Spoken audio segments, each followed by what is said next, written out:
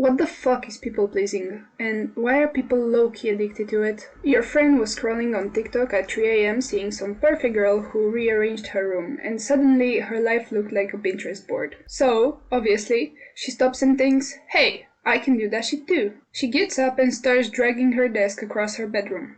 Then she gets to her bed. She fails. So she calls you. You wake up disoriented and answer, hello? She goes, yo, you busy? I need you. Your heart drops. Something bad must have happened. You answer, scared. What's wrong? I can't move my bed. Can you come help me? Silence.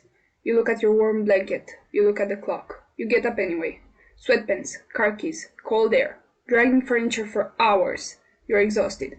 You didn't want to go. You went anyway. Welcome to the world of people pleasing. You know what's crazy? If someone asked you to do something insane, like rob a bank, you'd say no instantly.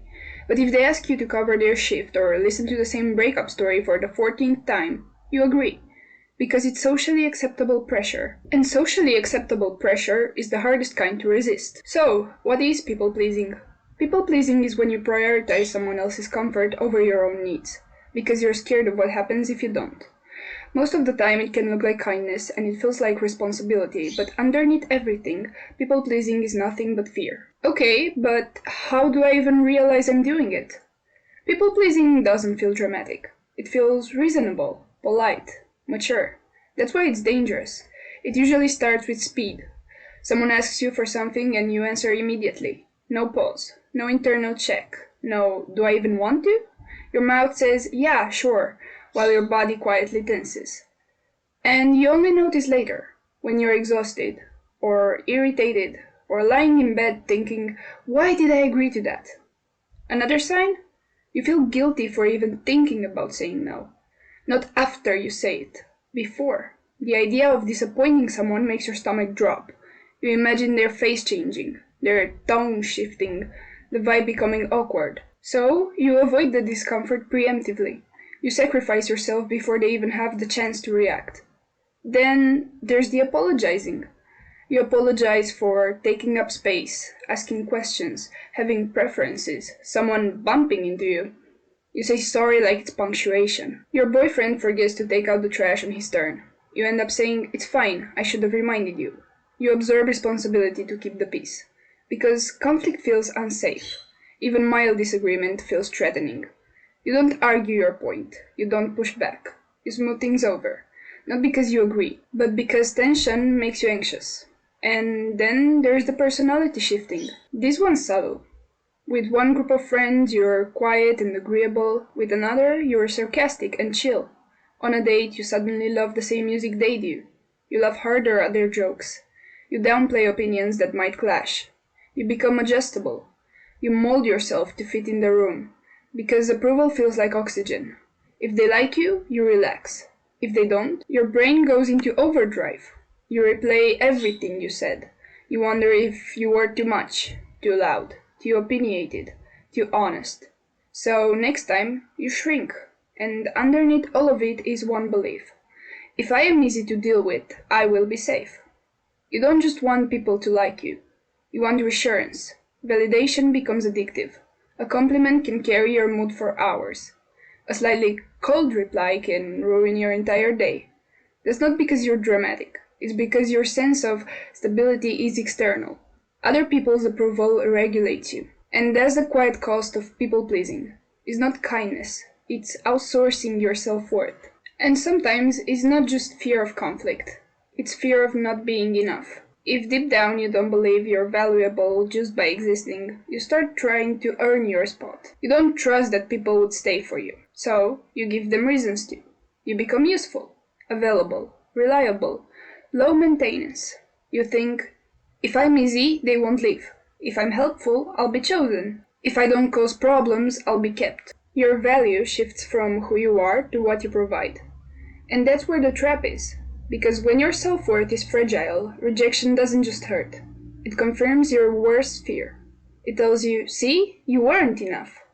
So you overcompensate, you overgive, you overshow up, you overextend. Not because you're generous, but because you're negotiating for belonging. And when validation becomes your proof of worth, you start chasing it. Sometimes this starts in childhood. If you were praised for being the quiet one, the responsible one, the easy one, the helper, your brain learned, I am lovable when I am convenient. So now, as an adult, your self-worth is tied to how useful you are. You don't just want to be liked, you want to be needed. Because needed feels safe, so you try to be everything, and in the process, you become nothing specific. Let's zoom in. You're exhausted. Someone asks for a favor. Your brain runs a 0.3-second calculation. If I say no, will they think I'm selfish?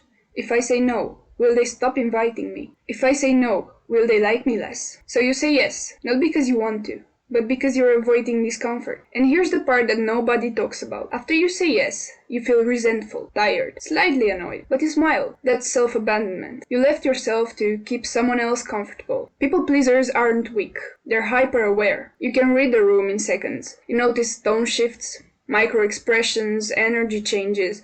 You sense tension before anyone speaks. That's not stupidity. That's a survival skill. But survival skills don't always belong in safe environments. You're still reacting like every no is dangerous, even when it's not. Over time, this does something ugly. You lose track of what you actually want. You become the adaptable one, the flexible one, the whatever you want one. And then one day you realize no one really knows you, because you never show up as you. You show up as what makes them comfortable. So what do?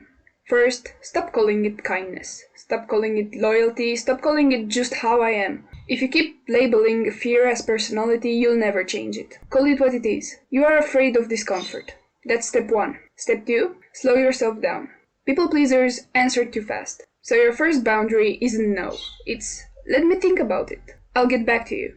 I'm not sure yet. That pause will feel unnatural. It might even feel rude.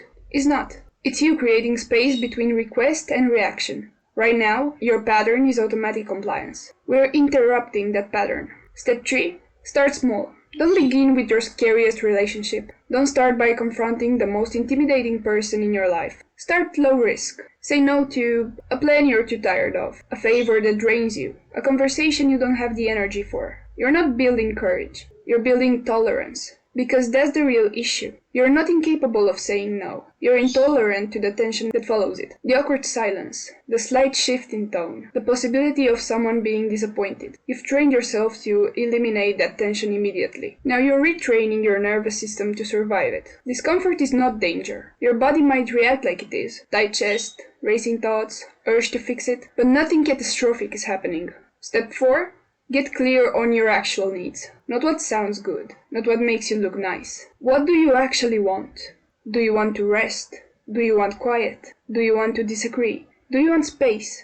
If you don't know your needs, you'll always default to other people's. And finally, accept that some people will not like the new version of you. The version with boundaries. The version that doesn't overextend. The version that says no without a paragraph attached. And that's okay. Because if someone only stays when you're convenient, they weren't attached to you. They were attached to access. Healthy relationships can survive boundaries. Unhealthy ones depend on their absence. People-pleasing feels safe because it avoids conflict. But avoiding conflict doesn't create connection. Honesty does. And honesty starts small. It starts with one pause, one boundary, one uncomfortable no. You don't have to become cold. You don't have to become selfish. You just have to stop abandoning yourself to keep everyone else comfortable. People-pleasing feels safe, but it slowly edits you out of your own life. You don't need to kneel to be loved. You don't need to overfunction to be chosen. And you definitely don't need to exhaust yourself to earn a seat at the table. The right people don't require self-erasure. They require honesty. And honesty starts with no.